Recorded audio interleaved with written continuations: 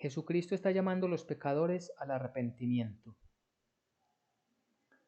Amós capítulo 4, versículos del 1 al 3. Dice la palabra del Señor.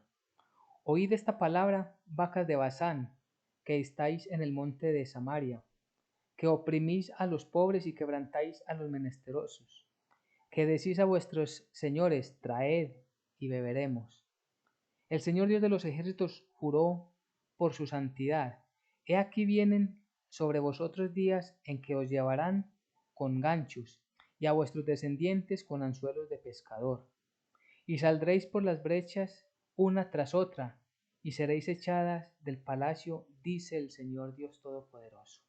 Amén y amén. Muy bien, el pasaje que el Señor nos permite leer en este día está en el contexto del pueblo de Israel que se encuentra en una región llamada Basán. Esto está en un lugar de Samaria, el mismo texto nos lo enseña. Están en un lugar muy privilegiado geográficamente porque allí todo lo que siembran da un fruto abundante, da un fruto rápido, abundante, de muy buena calidad. Y específicamente la hierba para el ganado es abundante y por ende el ganado de allí es el más prestigioso de toda la región. Es el ganado más gordo que da mejor carne, mejor leche. Y por lo tanto, asimismo, a sus dueños les trae grandes utilidades, grandes riquezas. Pero ¿qué pasaba con el pueblo de Israel? Que a causa de toda esa riqueza, de toda esa llenura que tenían, se habían apartado totalmente de la palabra de Dios. Y en principio vamos a ver, habla de las mujeres de Basán. Y el Señor les hace una metáfora para darles un entendimiento, una enseñanza. Y se refiere a las personas de allí, vacas de Basán. Y repito, primeramente habla de las mujeres porque las mujeres estaban viviendo en grandes lujos, tenían unos privilegios, pero estos privilegios mal utilizados estaban dando ¿para qué? Para abusar del más pobre, del más afligido, del menesteroso. Y estaban incitando y casi que exigiendo a los hombres para que fueran y explotaran más y más a los pobres y les trajeran más riquezas para ellas tener mucho más, una mejor posición social cada vez más y tener mayores lujos.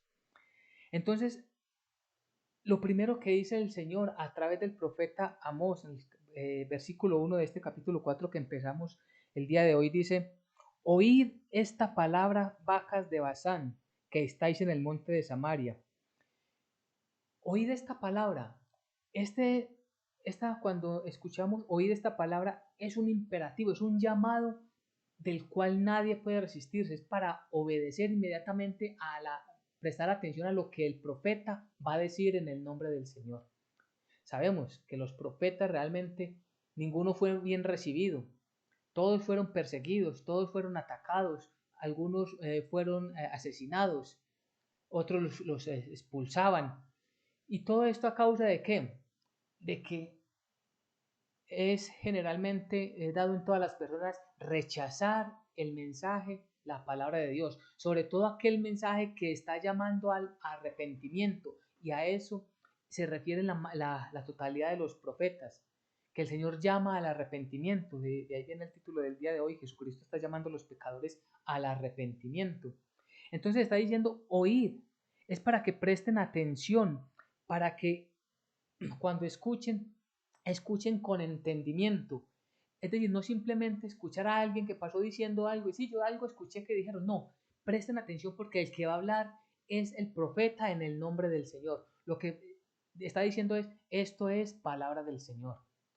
Y le está diciendo vacas de Basán, repito, por todo lo que el contexto de la región eran personas que estaban allí muy prósperamente engrandecidos. Y les dice, ustedes que están en el monte de Samaria, es decir, allí específicamente saben que la palabra es directamente para ellos. Por esto, ellos, los habitantes, nunca quisieron al profeta Amós. No lo quisieron y repito, no querían a ninguno de los profetas porque hablaban fuertemente, abiertamente la palabra que Dios había enviado. Distinto a lo que escuchamos muchas veces el día de hoy, donde se le llama a la gente, venga, venga, que el Señor le ama mucho y el Señor le va a prosperar su vida y el Señor le va a organizar su empresa y el Señor le va a organizar su familia y el Señor va a volver a su casa, a su esposo, a su esposa que se ha ido, el Señor va a sacar a sus hijos de la drogadicción, venga. Entonces la gente llega a las comunidades muchas veces tras esa, entre comillas, esa compra de la conciencia. Pero realmente lo que nos ha mandado el Señor Jesucristo es a llamar, a enseñar, a predicar el evangelio del arrepentimiento para salvación. Cuando la persona entiende que está obrando mal, que necesita la ayuda divina, que necesita un Mesías, un Salvador, entonces comprende por qué Jesucristo es necesario para cada uno de nosotros. Es indispensable para la salvación. No hay otro camino, no hay otra ruta, no hay otra puerta. Él es el camino, Él es la verdad y Él es la vida. Entonces, nosotros debemos de entender que el Señor siempre nos está llamando. ¿Para qué? Para que aprendamos a vivir conforme a su voluntad. Claro, Él nos bendice y nos da demasiadas cosas. Él nos bendice con el pan nuestro de cada día, con el lugar donde vivimos, bendice y prospera nuestros lugares de trabajo, cuida nuestras vidas librándonos del maligno en esos tiempos. Pero nuestra atención no debe estar por causa de lo que recibimos en esta tierra, sino por lo que Él nos está ofreciendo en el reino de los cielos. Es un regalo divino, la salvación. Y entonces les dice, ¿por qué el llamado? Oigan ustedes, habitantes de Israel, que oprimís a los pobres y quebrantáis los menesterosos, que decís a vuestros señores, traed y beberemos. Esto era lo que hacían las mujeres. Vaya, traigan más porque queremos, y es muy fácil culturalmente comprender esto, que quien tiene más quiere tener más para aparentar y estar por encima de otras personas. Y quien está en esta lucha de clases sociales siempre quiere mostrar que es más que su vecino, que es más que su entorno para tener un estatus social. Y eso lo único que hace es engrosar el corazón de maldad, de oscuridad. Y dice el versículo 2,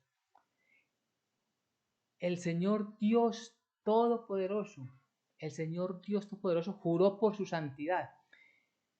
Conocemos a través de la Biblia, el juramento siempre se hacía por alguien superior.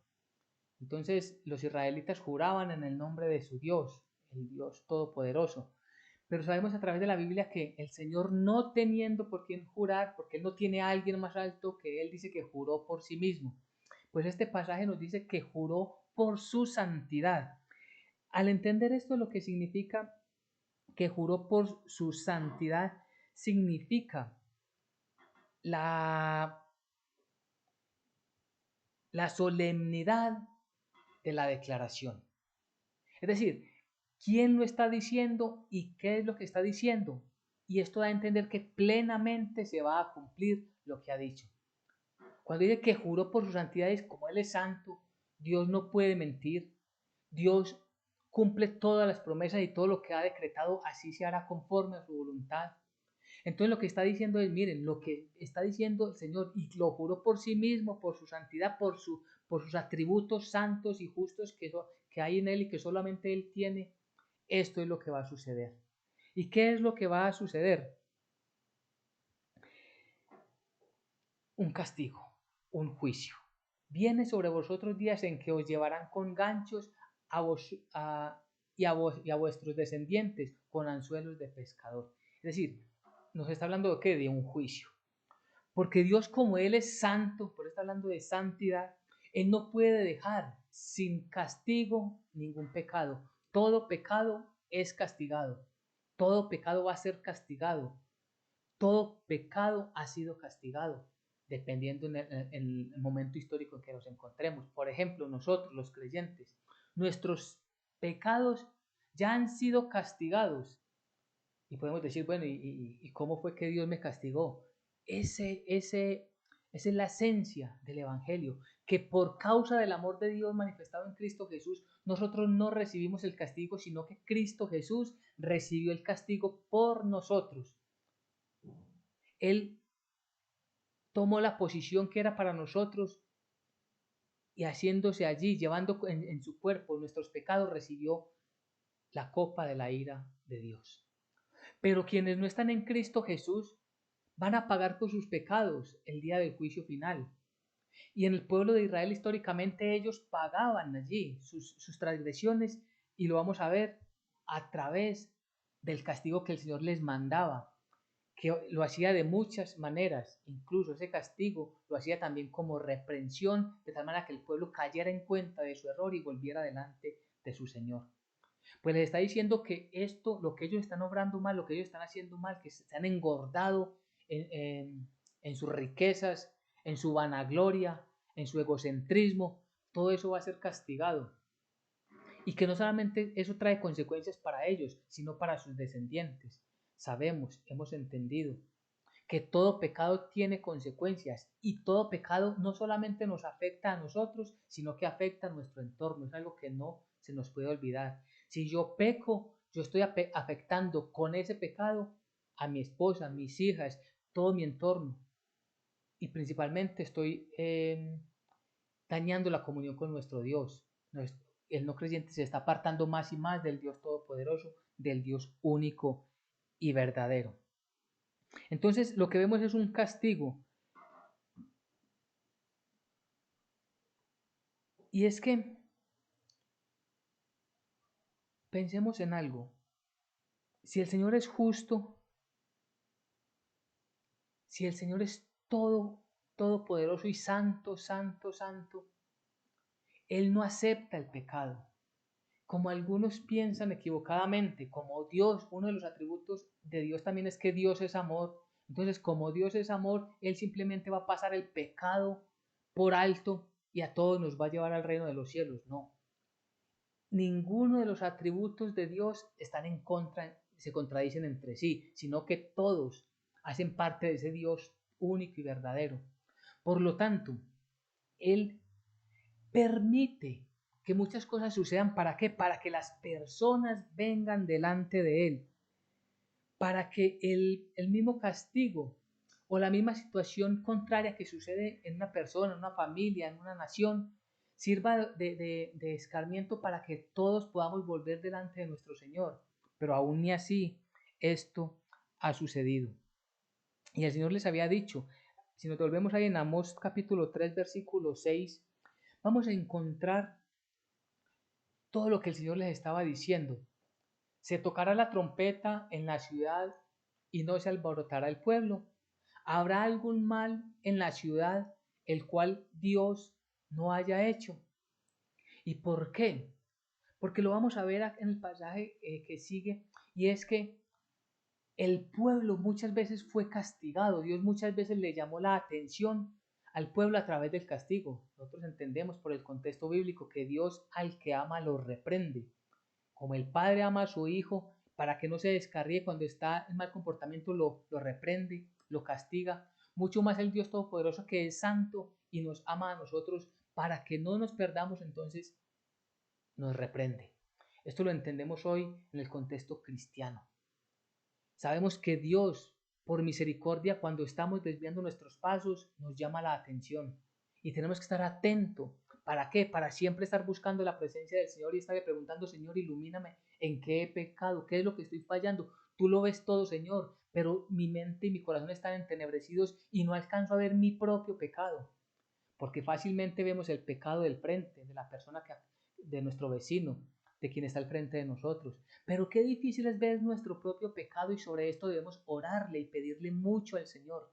Señor, ayúdame. ¿Cuál es ese pecado, esa maldad que está generando este caos en mi casa, en mi familia, en mi empresa, en la sociedad, en la iglesia, dentro de la iglesia? Oh mi Señor. Y entonces el Señor permitía que llegaran males al pueblo de Israel. Y vamos a ver que esto el Señor lo permitía. ¿Cómo? Porque recordemos que Dios es soberano. Y aquí hay un punto que debemos entender. Dios no hace todas las cosas, en el sentido de que Dios no manda a alguien a pecar, pero Dios permite que las personas pequen.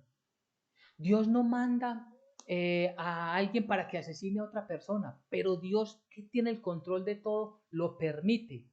Él sabe todo lo que ha sucedido, lo que está sucediendo y lo que ha de suceder. Y todo esto en la soberanía de Dios tiene un propósito. Muchas cosas no las comprendemos, pero las que el Señor nos permite comprender sabemos que en torno a todo esto está, ¿por qué? Porque el mundo está, como decimos popularmente, patas para arriba, por causa de la desobediencia a Dios. Y si nosotros viéramos cuando hay una catástrofe, cuando pasan tantas cosas, nos volviéramos delante del Señor a suplicarle perdón, entonces cuánta sabiduría nos daría el Señor para comprender más y más que nos estamos apartando de Él. Así que lo que Él les está diciendo es, todo, absolutamente todo está en el control y soberano de nuestro Dios. Y las cosas malas que pasan, aún sobre esas Dios tiene la soberanía. Nada se sale del control de Dios, nada absolutamente. Nada coge a Dios por sorpresa.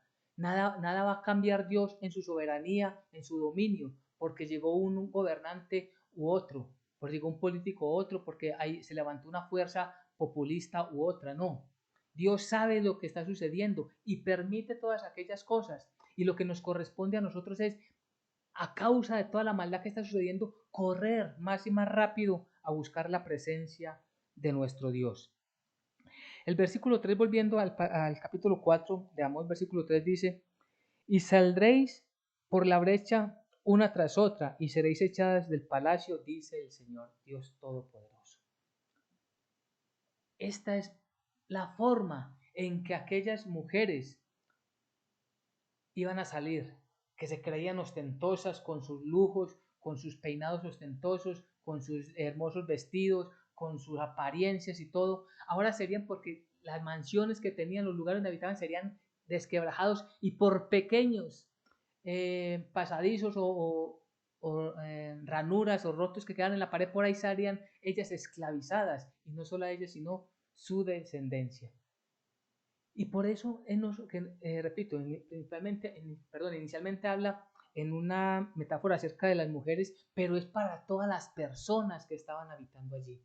Era un llamado que el Señor les estaba haciendo para que todos volvieran delante del Señor.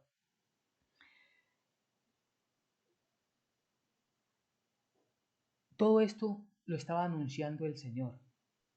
Todo esto lo están anunciando los profetas. En cada tiempo los profetas lo anunciaban. Vuélvanse a Dios, arrepiéntanse. Si no se devuelven, vendrá un castigo, vendrá sobre ustedes el enemigo. Si ustedes se apartan de Dios, Dios no los va a proteger del maligno, de aquellos que están acechando contra ustedes. Dios siempre le ha anunciado anticipadamente a su pueblo las cosas que han de suceder. Y si miramos bíblicamente, Dios le ha contado a toda la humanidad, a través de la Biblia, a través de la Sagrada Escrituras, las cosas que han de suceder. No importa la época en que la persona se encuentre, siempre le está anunciando anticipadamente lo que ha de venir. Y esto lo dice el mismo Amós. Volviendo rápidamente al capítulo 3, versículo 7, miremos cómo dice la palabra del Señor. Dice, porque no hará nada el Señor Dios Todopoderoso sin que revele su secreto a sus siervos los profetas. Es decir, Dios no llegaba de improviso a castigar al pueblo. No, primero mandaba a un profeta para anunciar, para llamarle la atención. De hecho, no solamente lo hacía con Israel.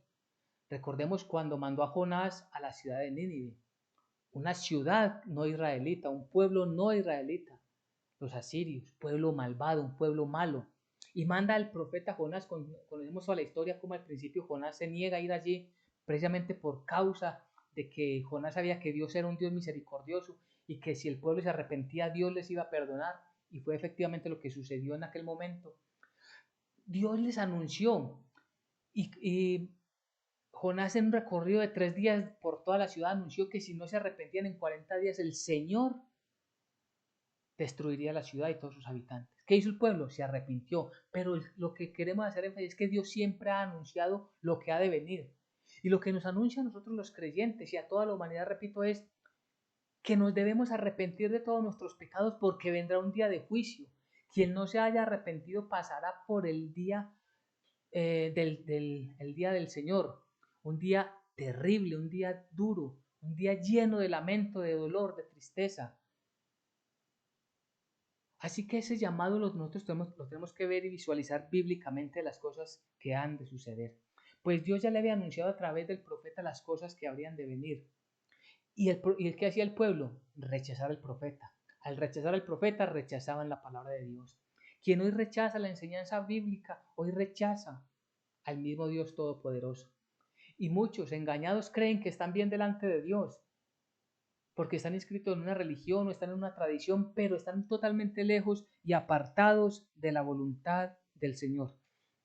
¿Y qué era lo que el Señor les había anunciado? Y el Señor acá, a partir del versículo 4 del capítulo 4, les muestra las experiencias que el mismo pueblo ya había vivido y que de nada sirvieron para que el pueblo se volviera al Señor. Y aquí quiero que miremos el énfasis, versículos 4 y 5 dice: Id a Betel y prevaricad, aumentad en Gilgal la rebelión, y traed de mañana vuestros sacrificios y vuestros diezmos cada 3 días, y ofreced sacrificios de alabanza con pan leudado, y proclamad, publicad ofrendas voluntarias, pues que así lo queréis, hijos de Israel, dice el Señor Dios Todopoderoso. Vemos aquí algo que el Señor muestra. ¿Qué es lo que está haciendo el pueblo de Israel? Están viviendo totalmente en desobediencia, están abusando del pobre, del menesteroso, están viviendo un egocentrismo en medio de lujos, apartándose completamente de la obediencia que le deben al Dios Todopoderoso, pero sin embargo siguen haciendo los sacrificios. Es como quien está hoy en una religión y simplemente por participar en una ceremonia un día a la semana, entonces dicen: no, es que yo ya le pagué a Dios, yo ya le di a Dios lo que le tenía que dar, como si Dios necesitara algo de nosotros. Cuando nosotros venimos a la congregación es porque necesitamos intimidar con ese Dios Todopoderoso y conocer cada vez más y más cuál es su buena y santa y justa voluntad para con nosotros. ¿Qué es lo que Dios quiere de nosotros? Yo no vengo a entregarle nada al Señor. El salmista decía, cuando hablando de parte de Dios: si tuviera hambre no se lo diría a vosotros. Es decir, Dios no necesita que le demos comida. Dios no necesitaba que le ofrecieran toros, que le ofrecieran panes y levadura. Dios no necesita absolutamente nada de eso. Esto Dios lo permitió al principio. ¿Para qué? Para que ellos tuvieran esa comunión con Dios, para que ellos, cuando sacrificaban animales, estuvieran reconociendo sus pecados, buscando arrepentirse de ellos, rociaban la sangre, era la expiación que cubría el pecado. La expiación cubre el pecado, mas no lo quitaba, no lo removía. Pero sin embargo Dios lo permitía para Dios ver al pueblo sin ver el pecado cuando presentaban el sacrificio. Pero se volvió esto tan rutinario que simplemente lo hacían por hacerlo y se les olvidaba meditar en la ley que Moisés le había mandado, a ver si estaban viviendo o no conforme a la voluntad de Dios. Entonces estaban haciendo y presentando sacrificio, lo que hace una religión popular. Y por hacer muchos sacrificios piensan que están bien delante del Señor Dios Todopoderoso, y resulta que aquí el Señor les está diciendo: vaya, hagan eso que les gusta, eso es lo que les gusta a ustedes, eso es lo que ustedes quieren. Pero realmente eso para el Señor no les gusta, eso al Señor no le gusta, el Señor no lo acepta. El Señor rechaza todas aquellas ofrendas que van simplemente presentadas como lo más malo de las ofrendas. El Señor repudia todas estas ofrendas. Dios quiere nuestro corazón, Dios quiere nuestras vidas. Dios quiere que nosotros nos entreguemos a Él verdaderamente en espíritu, alma y cuerpo. Porque el Señor dice: misericordia quiero y no sacrificios. Miremos en Miqueas 6:8 por un momento. Ahí más adelantico de donde estamos vamos a encontrar al profeta Miqueas. Lo encontramos después de Jonás. Dice la palabra del Señor: oh hombres, Él te ha declarado lo que es bueno. ¿Y qué pide el Señor? ¿Qué pide el Señor de ti? Solamente hacer justicia y amar misericordia y humillarte ante tu Dios. ¿Qué no estaba haciendo el pueblo de Dios? Justicia. ¿Qué no estaban haciendo? No estaban teniendo misericordia. ¿Y qué no tenían? Un corazón humilde. Es decir, estaban ellos obrando injustamente con los pobres como los menesterosos, abusaban de ellos y mucho menos nunca tuvieron misericordia. Y llegaban engrosado su corazón en la llenura de todas las riquezas que tenían y llegaban altivos delante del Señor. Esto es lo que le ofrecemos a Dios. Claro, como eran ricos, ofrecían mucho más que lo que podía ofrecer un pobre, pero cosas vanas y vacías que el Señor no recibía. El Señor quiere hoy, en nuestro contexto cristiano, es que vengamos delante de Él arrepentidos. Recordemos el título del tema del día de hoy. Jesucristo está llamando a los pecadores al arrepentimiento. Nosotros debemos de venir delante de nuestro Señor con un corazón contrito y humillado, reconociendo nuestra bajeza, nuestro pecado, nuestra debilidad, nuestra maldad, nuestra inmoralidad, nuestra suciedad. Si nosotros tenemos en algún momento de nuestras vidas ese contexto de que por causa de la abundancia está envanecido nuestro corazón, pues rápidamente debemos arrepentirnos y caer postrado delante de nuestro Señor. ¿Cómo es el trato que tenemos con nuestros semejantes? ¿Nos creemos mejores por ser cristianos? Sería un grave error, un grave pecado. ¿Nos creemos mejor que otras personas? Cuidado, porque el Señor nos ha permitido tener abundancias en algunos momentos de nuestras vidas. Esto no significa, y es también un error que escuchamos mucho, que se mide la aceptación que Dios tiene de nosotros en lo que tenemos. Si yo tengo abundancia es porque Dios está bien conmigo, porque yo estoy bien delante de Dios, más bien, corrigiendo. Si yo tengo mucha abundancia es porque Dios me vea de una manera agradable y no necesariamente, es decir, no podemos ver las bendiciones de Dios en términos monetarios, porque Dios nos bendice de una manera multiforme. Muchas riquezas, muchas personas que tienen gran abundancia están muy apartados y muy separados de Dios. Otras personas que aunque están con muchas limitaciones tienen un corazón entregado, pleno al Señor y viven grandes luchas día tras día, pero son siervos y siervas fieles al Señor. Así que lo que busca el Señor es que comprendamos desde nuestro corazón cómo estamos nosotros delante de Él. Porque dice, misericordia quiero y no sacrificios. Entonces, el Señor ya les había hecho un llamado pleno. Ellos ya conocían la palabra de Dios, pero no la habían aceptado, no la habían recibido. Quizás a oídas hayan escuchado por ahí, pero claro, como iba en contra de su comodidad, iba en contra de su egocentrismo, iba en contra de sus apariencias, entonces simplemente la rechazaron. Y el Señor les castigó de muchas maneras, y es lo que nos dice el pasaje de Amós del versículo, en el capítulo 4 del 6 en adelante. Lo voy a leer de seguido, vamos a leer del 6 al 11, pero vamos a prestar mucha atención. ¿Cuántas veces repite, mas no os volviste a mí? Miremos todo lo que el Señor ha hecho, mas no os volviste a mí. Dice versículo 6 en adelante. Os hice estar a diente limpio en todas vuestras ciudades, y hubo falta de pan en todos vuestros pueblos, mas no os volviste a mí, dice el Señor. También os detuve la lluvia 3 meses antes de la siega, e hice llover sobre una ciudad y sobre otra no hice llover. Sobre una parte llovió y la parte sobre la cual no llovió se secó. Y venían 2 o 3 ciudades a una ciudad para beber agua, y no se saciaban. Con todo, no os volviste a mí, dice el Señor. Os herí con viento solano y con oruga, con langosta con la langosta devoró vuestros muchos huertos y vuestras viñas y vuestras higueras y vuestros olivares, pero nunca os volviste a mí, dice el Señor. Envié contra vosotros mortandad tal como en Egipto, maté a espada a vuestros jóvenes con cautiverio de vuestros caballos, e hice subir el hedor de vuestros campamentos hasta vuestras narices. Mas no os volviste a mí, dice el Señor. Os trastorné, como cuando Dios trastornó a Sodoma y a Gomorra, y fuiste como tizón escapado del fuego, mas no os volviste a mí, dice el Señor.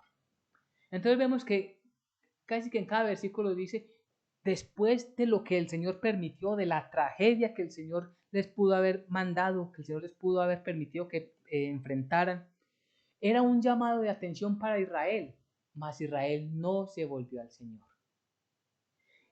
¿Y por qué era tan importante el énfasis de estos versículos? Mas no os volviste a mí.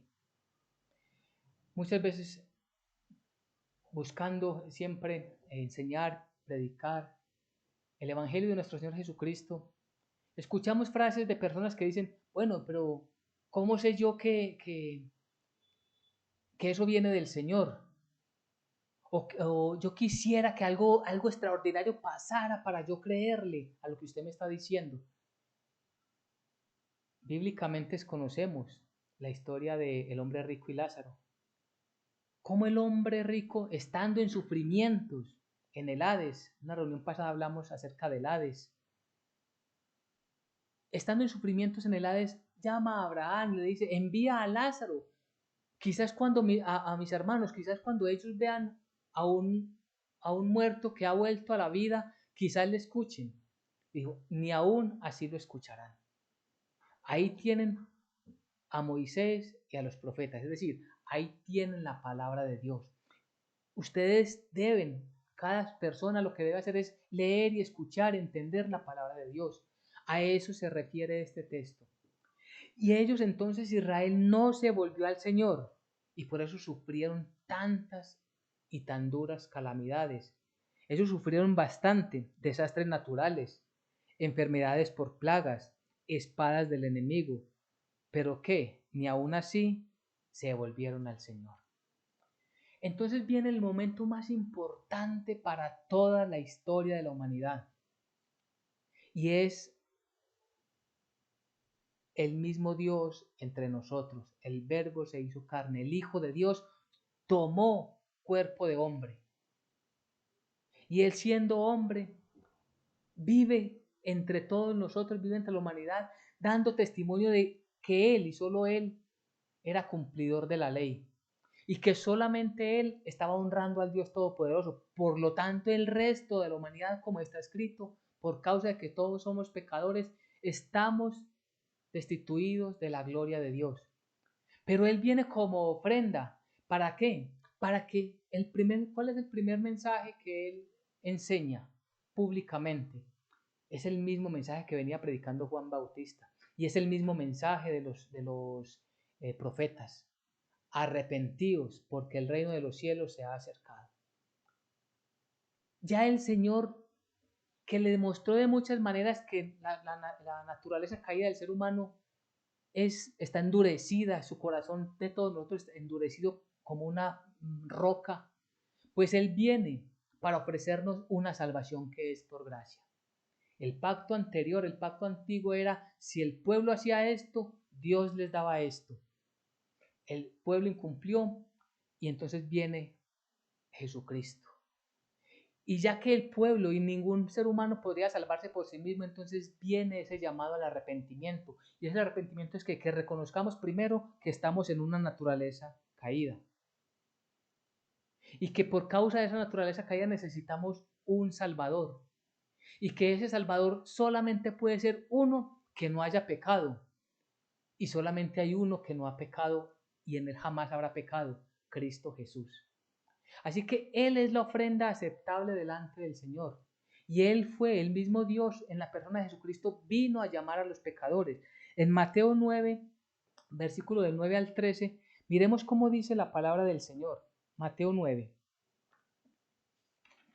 Del 9 en adelante dice la palabra del Señor. Miremos cómo Él viene a llamar a los pecadores. ¿A qué? ¿A qué está llamando a los pecadores? Pasando Jesús de allí, vio a un hombre llamado Mateo, que estaba sentado al banco de los tributos públicos, y le dijo, sígueme. Y se levantó y le siguió. Y aconteció que estando él sentado en la mesa, en la casa, a la mesa en la casa, he aquí que muchos publicanos y pecadores que habían venido se sentaron juntamente a la mesa con Jesús y sus discípulos. Vienen los religiosos. Cuando vieron esto, los fariseos dijeron a los discípulos, ¿por qué come vuestro maestro con los publicanos y pecadores? Al oír esto, Jesús les dijo, los sanos no tienen necesidad de médicos, sino los enfermos. Versículo 13. Id pues y aprended lo que significa misericordia quiero y no sacrificio, porque no he venido a llamar a justos, sino a pecadores al arrepentimiento. Amén y amén. Leímos todo el contexto cuando Jesús, llamando a sus discípulos, entre ellos llama a Mateo, un publicano, un recaudador, un cobrador de impuestos, que tenían por esencia la mala fama de que robaban de los tributos o cobraban más para ellos quedarse con el excedente. Es decir, si tenían que cobrar 100, cobraban 120, le entregaban 100 al rey y se quedaban ellos ilícitamente con 20. Esto lo hacían y lo entendían todos los israelitas, que todo publicano era ladrón. Y entonces está diciendo, ¿cómo vuestro maestro que se jacta o que predica el evangelio del Dios Todopoderoso se junta con ellos? ¿Cómo el maestro de vuestro maestro, porque dice vuestro maestro, eh, está comiendo con publicanos y pecadores? Y Jesús, que todo lo escucha, todo lo sabe, todo lo conoce, todo lo ve, todo lo entiende, les dice, id pues y aprended qué significa misericordia quiero y no sacrificios. Tomamos parte de lo que hablamos en Amós. ¿Qué estaba sucediendo con el pueblo? No tenían misericordia, pero sí tenían muchos sacrificios. Pues en la plenitud celestial, esa misericordia está dada por Dios en ofrecer a toda la humanidad la salvación por gracia. ¿Qué necesitamos nosotros? Necesitamos reconocer nuestros pecados. Pero aún es tanta la dureza del ser humano en su corazón que ni aún así, viendo al mismo Dios entre nosotros que nos ofrece la salvación, ni aún así muchos se arrepienten, se resisten, se niegan a arrepentirse y a venir delante del Señor. Misericordia quiero y no sacrificio, porque no he venido a llamar a justos, sino a pecadores. Pero aquí es muy importante el énfasis que hace al terminar el versículo. Él vino a llamar a los pecadores, pero, cuidado, al arrepentimiento. Ellos, la gente decía, ¿por qué come con publicanos y por qué come con pecadores? Sí, él se reunía con ellos, pero no para compartir las fechorías de ellos, sino para sacarlos de las fechorías, dándoles a entender por qué estaban obrando mal delante de los ojos de Dios. ¿Por qué ellos estaban obrando mal y por qué los fariseos estaban obrando mal? Presentaban ritualmente los sacrificios que mandó Moisés, pero su corazón estaba totalmente lejos de la presencia del Señor. Pero si un pecador entendía su fragilidad, su naturaleza caída y su necesidad de un Mesías, entonces se arrepentía y creía plenamente que en Cristo Jesús estaba la salvación. Él es la salvación. Entonces el Señor Jesucristo mismo nos está llamando a todos ¿a qué? Al arrepentimiento. Y vamos terminando, vamos concluyendo en todo lo que el Señor nos ha regalado en este día. ¿Qué es lo que tenemos en el pasaje de Amós? Entendemos y tenemos allí a un Israel, un pueblo Israel, engrosado totalmente en la maldad, apartados totalmente de Dios, llenos de abundancia material, pero totalmente pobres, muertos espiritualmente. Nosotros debemos de buscar las cosas del reino de Dios y su justicia, porque las demás llegarán por añadidura. Nuestro corazón debe estar encaminado en conocer más y más a ese Dios que nos está ofreciendo la salvación por gracia. ¿Qué tenemos que hacer entonces para que el Señor nos reciba? Creerle a Jesucristo, creer que Él es el Hijo de Dios y que Él pagó por nuestros pecados, que Él es el Cordero de Dios que quita el pecado del mundo. A partir de que creemos en Él, entonces nuestra vida se manifiesta en un nuevo nacimiento y nuestro caminar ahora es distinto. Entonces el que robaba, dice el libro de Efesios, ya no robe más, sino que trabaje y ayude al que no tiene. Ese es el cambio de naturaleza que se va evidenciando en un creyente. Entonces aquel que vivía en un desorden emocional en sus vidas o que vivía en adulterio y fornicación, ahora deja plenamente y de tajo completamente todas esas relaciones ilícitas y dedica su vida solo a su matrimonio. Aquel que malgastaba su dinero en juegos, en vicios, en licores, en una gran cantidad de cosas malas, perversas y dañinas, ahora protege todos sus ingresos con gratitud a Dios por las bendiciones recibidas y lo pone a disposición de su casa. Eso es lo que sucede en una persona que ha sido regenerado, que está siendo regenerada. Todos los días somos regenerados. Y entonces ya no debemos de preocuparnos qué es lo que tengo que hacer yo. Voy a darle mis bienes a los pobres para que Dios me lleve a los cielos. No, es una falsedad de la religión. No es por obras para que nadie se gloríe, es que debemos creer en el Señor, debemos comprender qué significa misericordia quiero y no sacrificios, que el Señor tuvo de nosotros misericordia. Él no quiere de nosotros esas ofrendas vanas y vagas que de nada sirven, Él quiere de nosotros un corazón arrepentido. Eso esperaba el Señor de Israel y no lo obtuvo. Por eso Israel, más o menos 500, 600 años antes de Jesucristo, desapareció como nación hasta 1948 que volvió a empezar a formarse como la nación de Israel. Estamos hablando que estuvo más de 2500 años esparcido por todas las naciones sin ser pueblo, por causa de la desobediencia, y eso estaba anticipadamente anunciado por los profetas. Israel nunca le hizo caso. Al final de los tiempos, y como conclusión también, al final de los tiempos vendrá un juicio. Todo lo que el Señor ha anunciado, todo se cumplirá. Y entonces está, los que somos creyentes, por causa de que Cristo Jesús pagó por nosotros en la cruz del Calvario, ya no tenemos que pasar por ese juicio, sino que somos llevados delante del tribunal de Cristo. Pero los que no creen van a pasar por el juicio del gran trono blanco, y allí es para juzgar sus obras, y por causa de la desobediencia y de todas las maldades y no haberse arrepentido, serán condenados eternamente.